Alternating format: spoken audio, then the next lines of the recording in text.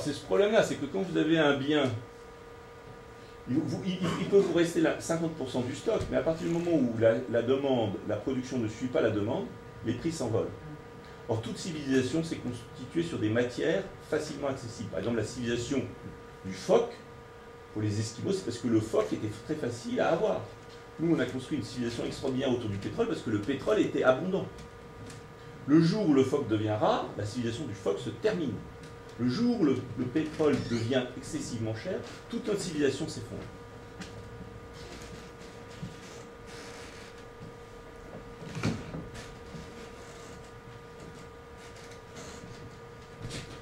Alors même si on se reportait sur le coal, sur le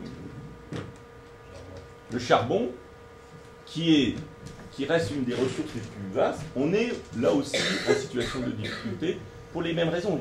C'est la capacité de production qui compte, ce n'est pas les stocks. Alors les conséquences de ça vont être très sévères et il faut les anticiper. On les voit, la non-anticipation du début de ça, juste du début de ça, est en train de précipiter 500 millions de gens dans la famine. On n'en est qu'au début.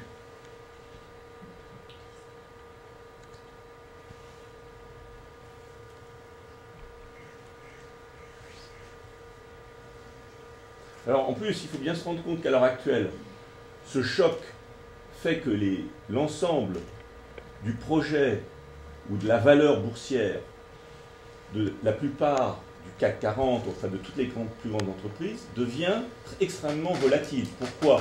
Parce que, si vous voulez, quand vous achetez une action de L'Oréal, vous achetez une croissance à 2 chiffres sur les 30 ans prochains. Or, dans ce contexte-là, ça devient impossible. Donc, de toute façon, on peut anticiper une chute massive de la valeur boursière des actifs. Et à ce moment-là, les gens, comme il y a énormément de liquidités dans le monde, les gens se précipitent sur l'endroit où ils vont pouvoir continuer à faire cette croissance à 2 chiffres. Et où ils peuvent le faire, c'est dans les matières premières. Donc, il y a une spéculation qui vient jeter de l'huile sur le feu sur le processus. Le troisième chose qui est fondamentale, c'est de se rendre compte qu'il n'y aura pas de solution technique. C'est la grande illusion qui nous a bercé pendant 10 ans, 20 ans. C'était qu'on allait trouver une solution technique à ce problème. Il n'y a pas de solution technique, c'est dans les 5 ans, et on sait qu'il n'y a pas de solution technique. Et c'est ça qui est très important d'affronter. Typiquement, le biofuel.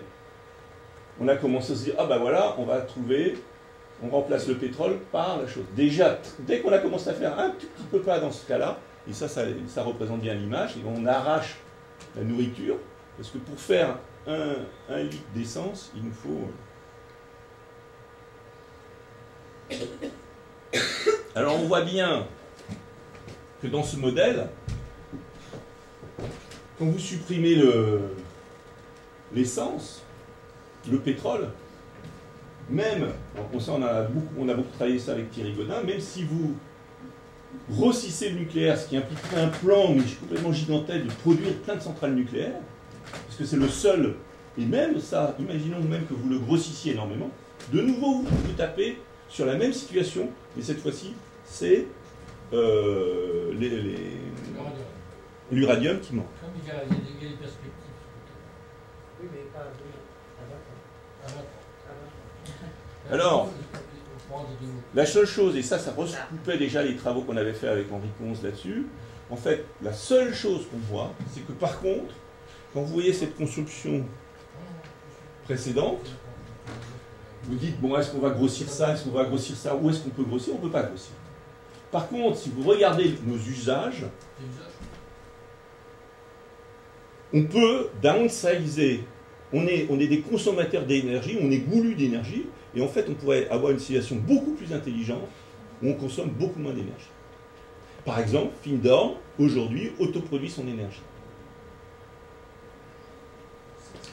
Toute l'Écosse, il y avait le ministre de l'Écosse qui expliquait comment ils allaient rendre l'Écosse complètement auto-indépendant en termes d'énergie. Et aujourd'hui, il y a toutes les technologies pour créer une approche énergétique complètement différente, beaucoup plus diversifiée, beaucoup plus dispersée, d'ailleurs comme le wiki, où chacun produit beaucoup plus d'énergie.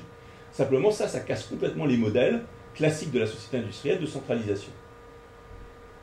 De toute façon, un des aspects de cette nouvelle civilisation, c'est qu'elle casse, comme Internet l'a fait au niveau de la communication, les points centraux. Et c'est pour ça que ça remet en cause les systèmes de pouvoir classiques.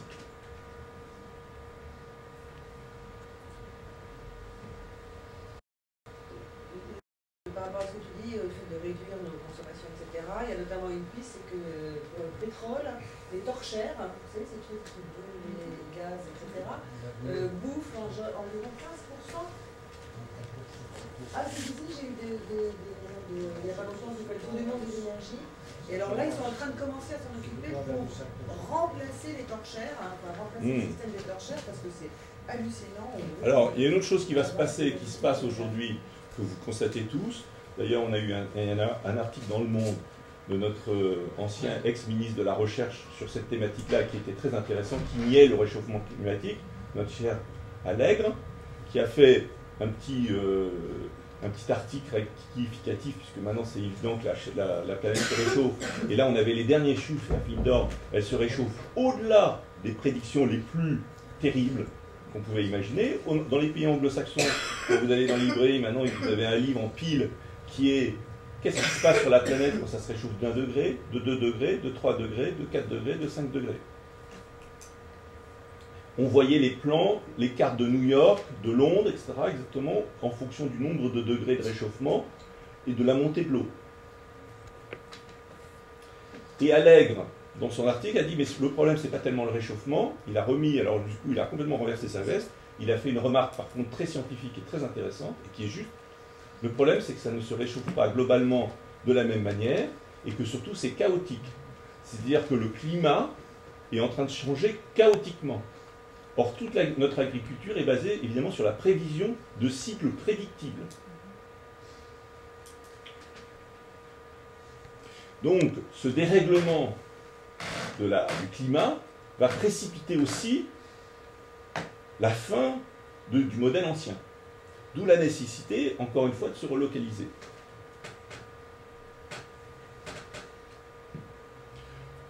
La seule manière de s'en sortir, c'est effectivement de créer ces communautés sustainable, et c'est une bonne nouvelle. C'est ça toute l'idée, cette énergie positive, c'est-à-dire après tout ce monde industriel qu'on a connu, ça a été une étape de l'humanité, mais il avait tout de même un certain nombre de défauts considérables, et notamment de polluer massivement la planète, et on a l'occasion rapidement, et c'est nécessaire, d'inventer un nouveau modèle, dans lequel les communautés vont être beaucoup plus fortes, dans lesquelles on va pouvoir échanger, on va pouvoir se désintoxiquer, dans lesquelles on va être enfin libre d'une société de consommation qui finalement est devenue mortifère.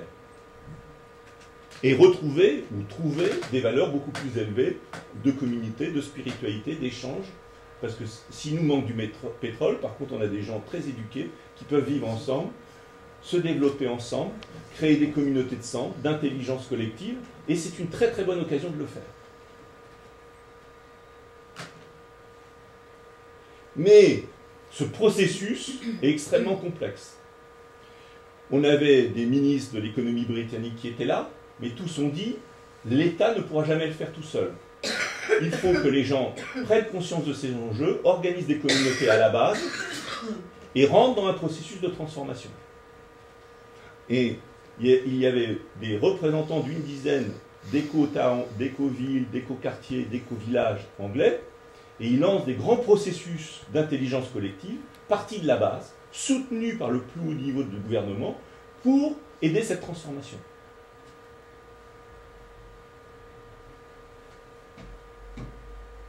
Alors, même cette crise du pétrole,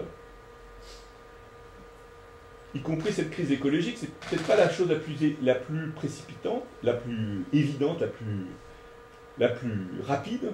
Et je vous rappelle que dans le major du troisième millénaire, il y a 25 ans, j'écrivais que la fin de la société industrielle, le signe de cette fin, ça serait l'effondrement, parce que c'est toujours ce qui structure une civilisation par laquelle cette civilisation s'effondre. C'est-à-dire que la civilisation agraire s'est construite sur la noblesse et sur des valeurs extrêmement intéressantes qui étaient la noblesse. Et c'est parce que ces valeurs se sont effondrées, et la noblesse s'est elle-même effondrée, je ne reviendrai pas là-dessus, dans une crise majeure de son sens et de sa relation au monde. Mais de la même manière, en ce moment, on est en train de voir le monde industriel s'effondrer sur ce qui a fait sa force, c'est-à-dire l'argent.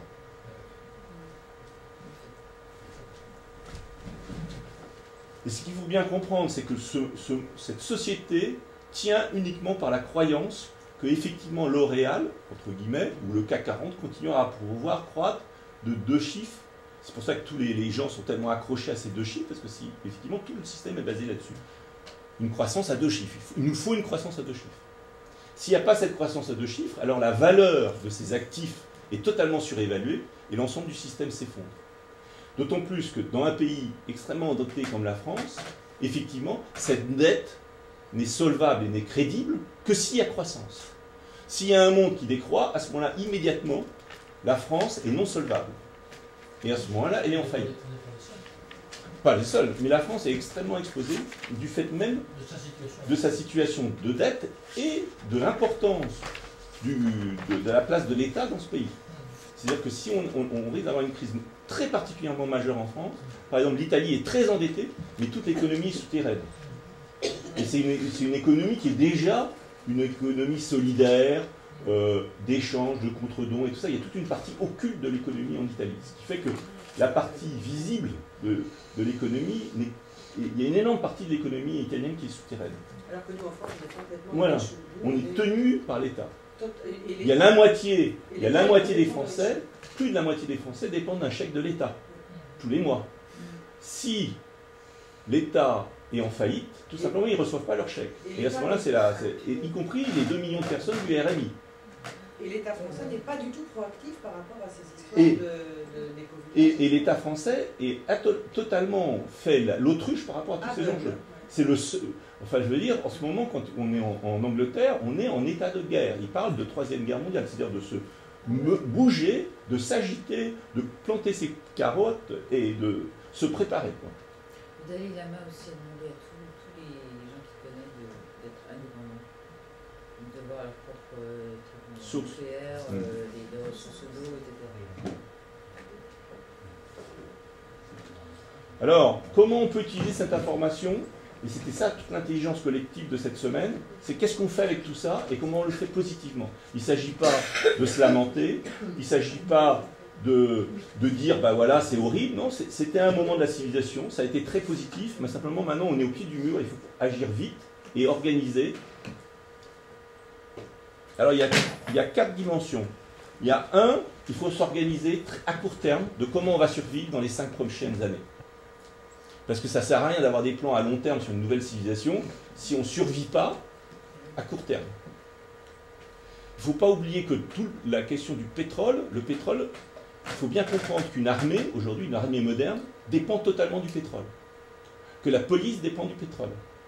Qu'il n'y aura plus aucun policier qui viendra faire de l'ordre quand le pétrole sera à $500. Personne ne sera capable de payer les policiers pour aller faire de l'ordre à ce prix-là. Donc, à très court terme, il faut se rassembler en termes de communauté, créer des éco-villages autosuffisants et ne pas rester isolés. Ils tenaient énormément à ça. La situation en France, j'étais à Radio Aligre, la situation en France, déjà, de beaucoup de gens pauvres est en train de se dégrader très très vite, à cause du prix qui en monte. Les gens qui vivent avec le RMI aujourd'hui, leur situation, c'est qu'ils sont étranglés. Ces gens restent seuls dans leur coin, ils croient que c'est à cause d'eux, que c'est parce qu'ils sont nuls, et tout ça. Il faut à tout prix que les gens, à mesure que l'eau monte et que la misère s'installe, ne restent pas seuls. Il faut organiser ces gens pour qu'ils puissent rentrer dans des processus de développement d'un nouveau type. L'autre chose, c'est qu'évidemment, il y a un gigantesque travail à réfléchir à un nouveau type de civilisation à inventer. Ça, c'est une chose que je vous ai introduit il y a déjà 6 mois. C'est capital de dégager le Charles Leclerc 10 milliards d'euros. Déjà, quand je travaillais pour le ministère de la Défense, je disais c'est scandaleux d'investir cet argent, alors que vous savez tous que le Charles Leclerc ne sera jamais utilisé, que ce n'est pas l'enjeu, et qu'on est en face d'une crise où l'enjeu, c'est d'investir des dizaines de milliards à inventer une nouvelle civilisation. Il faut lever des fonds pour que des gens comme Edgar Morin, au CNRS, qu'on cesse de financer des chercheurs qui ne servent plus à rien, et qu'on finance un plan massif de recherche sur ces nouvelles civilisations. Ça se chiffre par milliards d'euros. Ce n'est pas des petites choses, c'est toute une civilisation qu'il faut réinventer.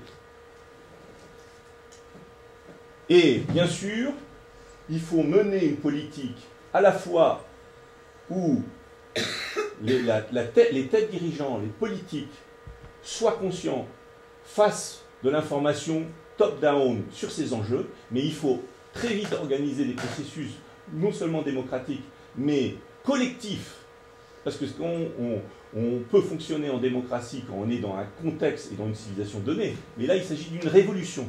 Et cette révolution, si elle n'est pas appuyée sur une base très large, elle ne se fera pas. Et nos communautés dépendent de cette révolution.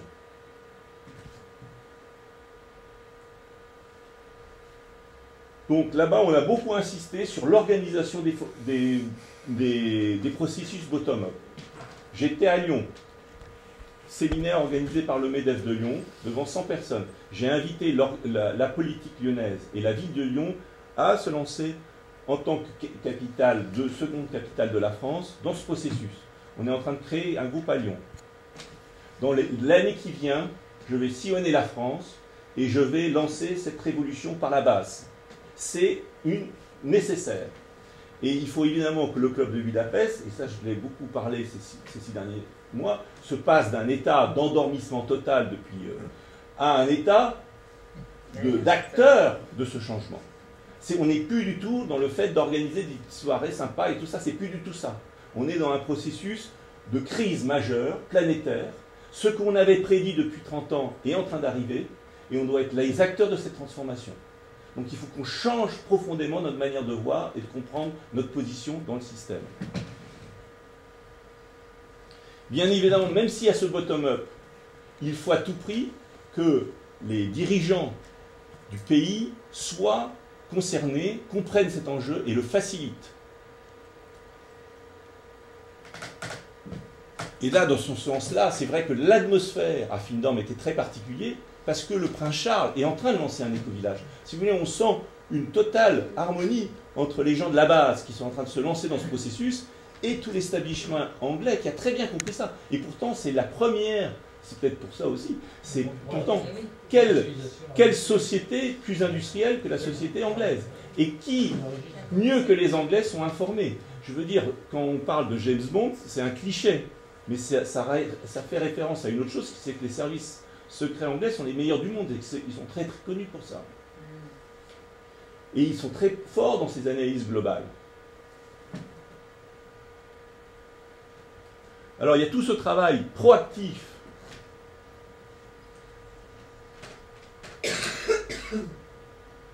et ce travail sur la vision de cette nouvelle civilisation. Parce que cette civilisation, le problème, alors ça c'est magnifique parce que c'est ce qu'on a fait depuis 10 ans, et dans ce sens-là, on est les pionniers. Le club de Budapest, dans ce contexte-là, prend un sens complètement extraordinaire, parce que ça fait 15 ans qu'Erwin Laszlo explicite tout ça.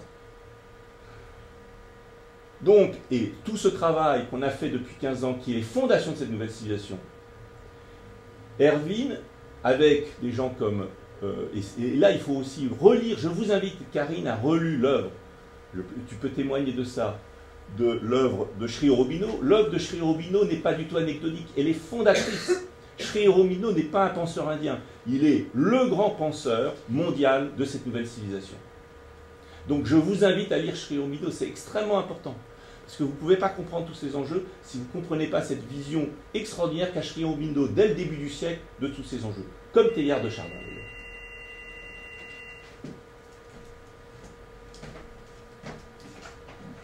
Et évidemment, même ce travail sur la vision à long terme, elle doit être complétée par une capacité de réponse à court terme. J'en parlais avec Patrick, qui est là. Je ne suis pas allé aux États-Unis. Cet été, je devais aller aux États-Unis. J'ai annulé parce que j'étais avec un des plus grands experts américains. Il m'a dit, vous pouvez venir aux États-Unis, on vous accueille, on sera ravis de vous avoir, simplement faites attention de pouvoir en sortir. Ah ouais. Énorme. Ah ouais. Parce que les États-Unis, alors la France a son problème, mais les États-Unis, si tu veux, ils ont un autre problème. C'est que pour le consommateur américain, actuellement, le dollar s'effondre, et son prix à la pompe, il est multiplié par 3. Et lui, pour aller au travail, il prend sa voiture. Il y a 53 millions d'Américains qui prennent leur travail, et dont le budget pour aller au travail a triplé. Il va quadrupler et même multiplier par 10. Donc, si tu veux, ils dépendent de la voiture. Tout ça avec déjà 2 millions de gens dans la rue qui ont perdu leur maison.